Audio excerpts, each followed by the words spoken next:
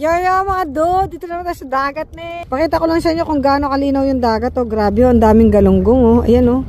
Lalanguyan sila lahat oh, de oh. Daming isda panalo oh. Nga lang, hirap talagang hulihin ng mga galunggong na yan. Di katulad ng mga ibang isda. Mahirap silang hulihin, kailangan mo silang labatin. Kaso nga lang kailangan ng lisensya.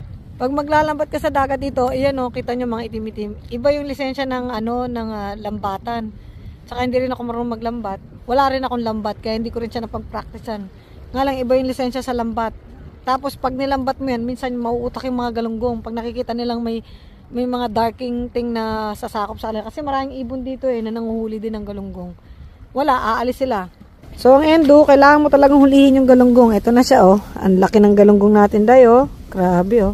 O naka-zoom in lang tayo, pero hindi. O zoom out natin. O de. Ito yung kamay mo, taba, ang kinis ng galunggong dito, oh. At ang huli natin for today, yahoo!